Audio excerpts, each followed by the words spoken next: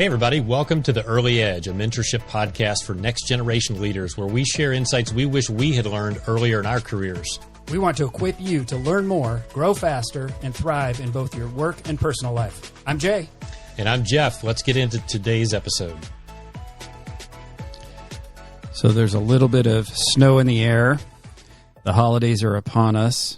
We're in the last couple weeks of the year and starting to get into some rituals and habits that are some of my favorite. So we thought maybe we would just talk about year-end practices that we think set us up to be successful in the following year, and maybe we'd share those with our audience. Hello, everybody. Hello, Jeff. Hello. Let's talk about what we have going on. What are the things that we've learned or started to do that we think add value, that set us up for a successful, in this case, 2026? What do you have going on right now? We have a few house projects going on. This time of year is always an excuse to buy a new tool. Of course. Power tool, of course. Yeah. They're on sale. You got to take advantage of that. Yeah. So you throw house projects. Are these catch-up things, or the things you've been hoping to do, or you just, because you have a little bit of margin and time, you choose to tackle them? A little bit of all that, but I'd say more so you've got a few days of downtime and hanging around the house. Yeah. It's too cold outside to be outside, so let's tackle something. Yeah, and it feels less hurried. I agree with that one. You have some of those? I do. This year I have some sort of smaller nagging things, but in past years... Are those people or those projects? The nagging part? The yes part. Okay. In past years, I have thought about doing a more meaningful project. For example, one year, we moved a few years ago, I built a mantle for our fireplace. And that was just something I could gear up for. It is something I really enjoy doing, but I need some dedicated time. So I need a few days in a row, and just jamming it in on a weekend doesn't feel good. And I hate to start something on one Saturday and need to wait to the next Saturday to finish it. So I needed a few days in a row. And so I could source the wood and borrow a tool I needed. And that's always just energizing. So that's one of my year-end things, is to identify something new and different that I want to do that I can't normally tackle in the run of everyday life. One thing tied back to being intentional, we find ourselves doing at the end of the year, is thinking about time off for the upcoming year. Oh, so calendar planning? Yeah, calendar planning, planning a vacation, those kind of things that are important. And if you're not intentional about it, you find out that, well, then so many people can't go, or you can't find the place you want. So you gotta do that in advance. So we find ourselves this time of year doing some of that. Yeah. So I would say that falls in the bucket of planning, which is a regular ritual I enjoy doing at this time. And I think maybe the common environment is there's just a little bit more margin, it feels like. So it's a good, and maybe the turn of the new year is also a natural point of reflection. So I like to find some quiet space and just do a little reflection on the past year, highs, lows. What am I grateful for? What do I wish was a little different? What can I grow from? And that's not just one session for half an hour. That's sort of a theme over a few days. I generally try to take some time between Christmas and New Year's and have my favorite spot and a cup of coffee and a journal and just reflect out loud. What was good? What was challenging? What did I like? And then from there, engage in planning for next year. Maybe we look at calendar alignment. And I like to write a thank you note or two, handwritten, not email, not text, but few people in the year, over the year that impacted me, and try to write those notes. When you sit down and reflect on the past year and the upcoming year, aside from writing the notes that you're writing to a person, a written note to a person, do you take notes? Do you write things down or in journal? Okay. Yeah, I'm journaling. Like long form, short form? Long form. Long form, wow.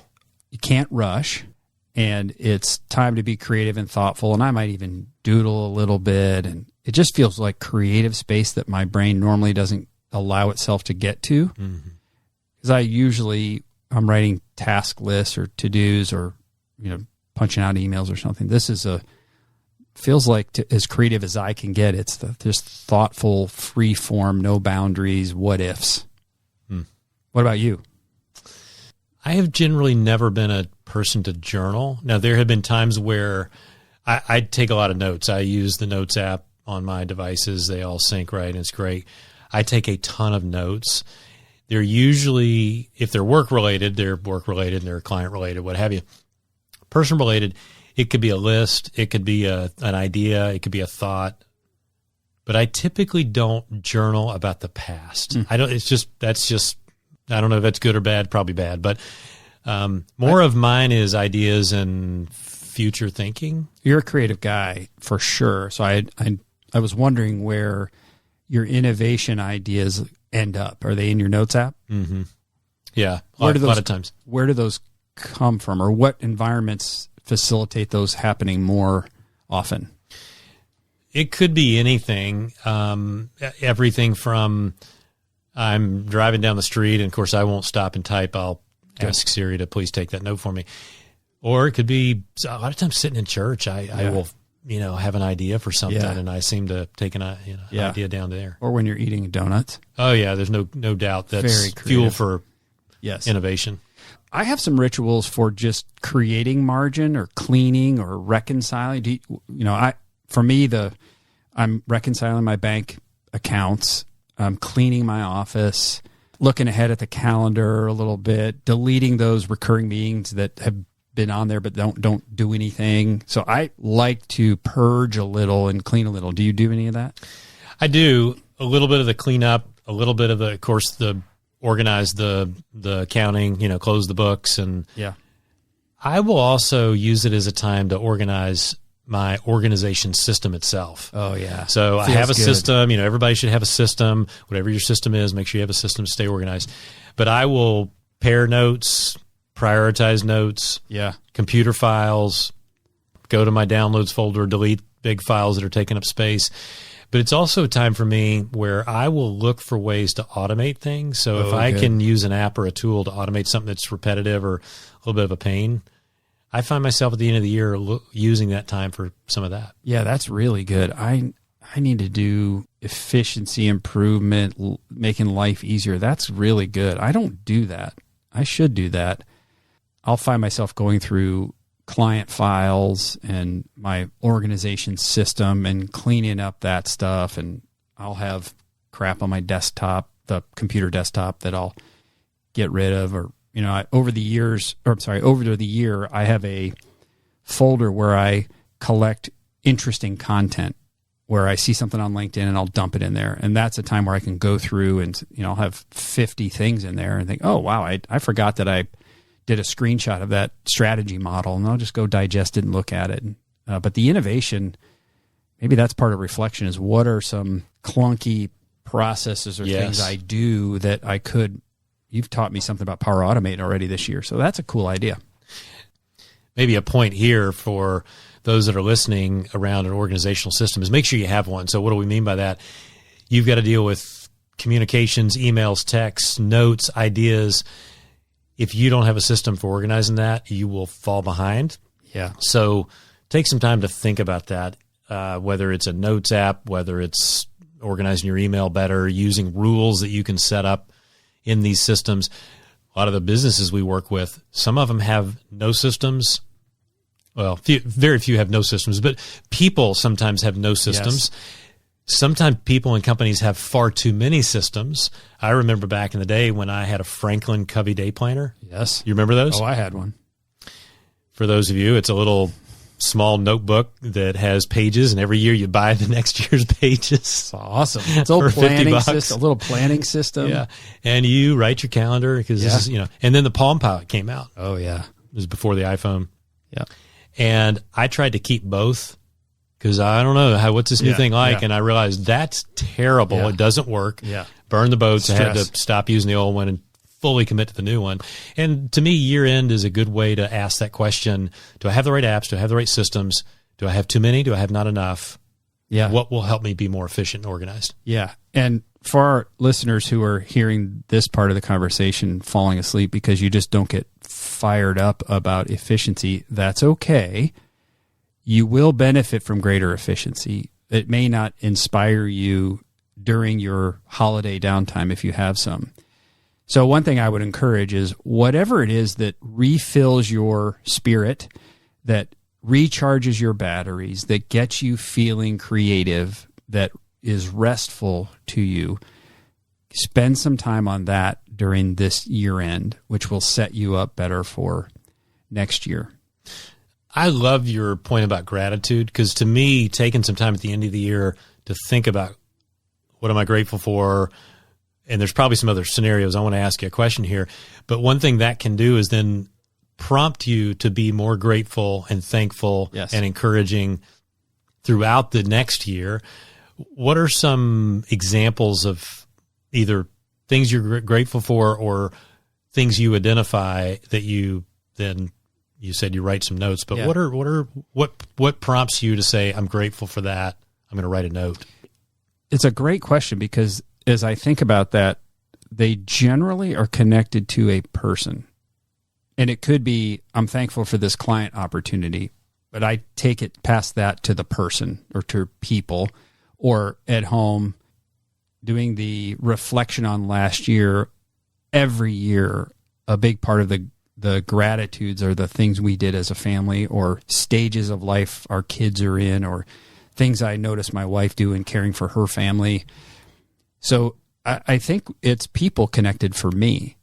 As I reflect on circumstances and situations or trips or client successes or whatever, it does ultimately connect to a person. That's a good question. I want to add about gratitude is it's a natural thing that many people do, and it's easy to identify gratitude. It also is a neurological benefit. One of the strongest antidotes to mental health challenge is focused gratitude every day. It changes your brain chemistry if you lead with or start with the things I can be thankful for. And we all have something every day that we can be thankful for. And it's even in the toughest of times. So it's a good ritual for next year is to have focus time daily or weekly on reflection and gratefulness. Related to that, looking ahead, we've done reflection. We've spent some time in things that charge our batteries. We've had downtime and quiet time. How do we make next year a little better? What are the things we can do with the reflection we've done to ensure that next year's reflection is even more successful? What are one or two or three things I want to add to my rhythms? You talked about innovation or finding new things that make you more efficient. I talked about practices or skills or creativity around business models that I want to learn. If you only reflect, that's okay. If you reflect and then put something into practice that's new, that will even be better. So identify 2 or 3 things that you want to implement or do differently. How do you do that? One thing that's been on my mind lately, especially just given the nature of kind of what's going on in our news and the things that we are just inundated with in headlines, and so many times they're negative, is just positivity and encouragement. Oh, good. And so I tend to think about how can I feel like I'm okay in that generally day to day, but how can I be more intentional in ensuring that I don't miss an opportunity to be encouraging where that's needed? Yeah, that's great. What I recommend people do is, if being more intentional about encouragement is an example of something someone wants to do, I'd recommend you tell people, hey, family, colleagues, this is something I'm going to be trying to add more of into my rhythm. Hey, hold me accountable. If you catch me doing it, let me know. It'll be encouraging to me to do it. Identify what you want to add or implement, and then make sure someone else knows about it.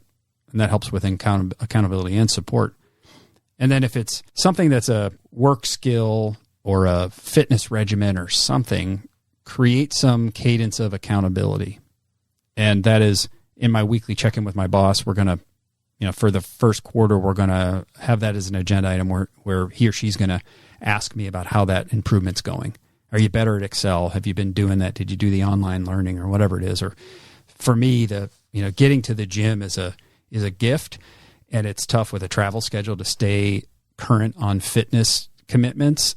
So in a hotel gym versus a local gym, I have a different outcome. So who am I going to tell? Who's someone I can agree that we're going to text back and forth whenever we work out or whenever we skip a workout or something? I need a cadence or a rhythm of accountability. You need to stay at nicer hotels. That's the problem. where they work out for you, or what? No. Just so there's a better gym and better equipment and gym situation. Yeah, it would encourage that more. So you need to tell your clients they need to ante up a little bit more for the nicer hotel. That's a good idea. I'm sure that'll make a difference. It has nothing to do with me. Yes, of course. Good. Okay, right. Great. Yes.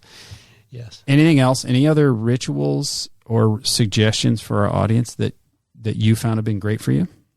One final thought for me is do have a few goals. Don't have 27, don't have probably 10, have a couple. Yeah. And we've said a few times before, just take the first step, because starting is 90% of the challenge.